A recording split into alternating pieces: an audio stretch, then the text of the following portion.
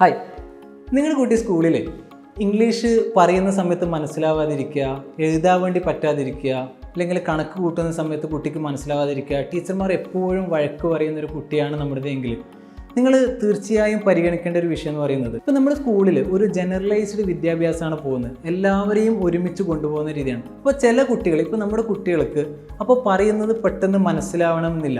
അപ്പോൾ ആ കുട്ടികളെ നമ്മളൊരു 1-to-1 കൺസൾട്ടേഷനിലേക്ക് കൊണ്ടുപോയാൽ, ഒരു എക്സ്പേർട്ടിൻ്റെ ലെവലിലേക്ക് കൊണ്ടുപോയി കഴിഞ്ഞാൽ ആ കുട്ടികൾ മറ്റുള്ള കുട്ടികൾ സഞ്ചരിക്കുന്ന അതേ വേഗതയിൽ സഞ്ചരിക്കും. അപ്പോൾ നിങ്ങളെ കുട്ടി ഇംഗ്ലീഷോ അല്ലെങ്കിൽ മലയാളമോ കണക്കോ അങ്ങനെ പഠന നിലവാരത്തിൽ പുറകോട്ട് നിൽക്കുന്ന ഒരാളാണെങ്കിൽ, ടീച്ചറെ കാണുമ്പോൾ തന്നെ ഭയം ഉണ്ടാകുന്ന ഒരാളാണെങ്കിൽ, നിങ്ങൾ നിർബന്ധമായിട്ടും ബന്ധപ്പെടേണ്ട അതിൻ്റെ ഒരു എക്സ്പേർട്ടിനാണ്. കാരണം സ്കൂളിൽ അത് പരിഹരിക്കപ്പെടാൻ സാധ്യത വളരെ കുറവാണ്. ആ പ്രശ്നമെന്ന് പറയുന്നത് അത് സ്ഥിരമായി കുട്ടിയുടെ ജീവിതത്തിൽ ഉണ്ടാകേണ്ട ഒരു പ്രശ്നവുമല്ല.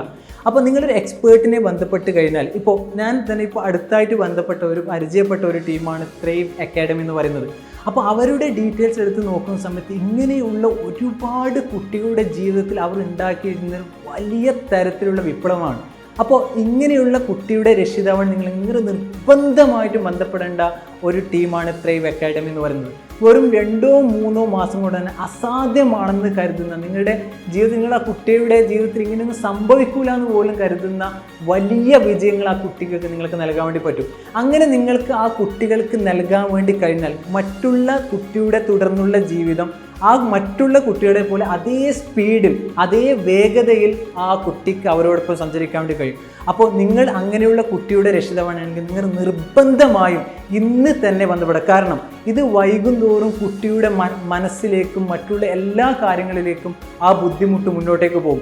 അത് ഡിപ്രഷനിലേക്കും മറ്റുള്ള പ്രശ്നങ്ങളിലേക്ക് കൊണ്ടുപോകും. പക്ഷേ നിങ്ങൾ മറ്റുള്ള കുട്ടികളോടൊപ്പം ആ കുട്ടിയെ സഞ്ചരിക്കാൻ വേണ്ടി പ്രാപ്തരാക്കിയ, നിങ്ങൾ വിചാരിക്കുന്നതിലും അപ്പുറം, നിങ്ങൾ സ്വപ്നം കാണുന്നതിനും അപ്പുറമുള്ള വലിയ വിജയം ആ കുട്ടിക്ക് നിങ്ങൾക്ക് നേടിക്കൊടുക്കാൻ വേണ്ടി കഴിയും.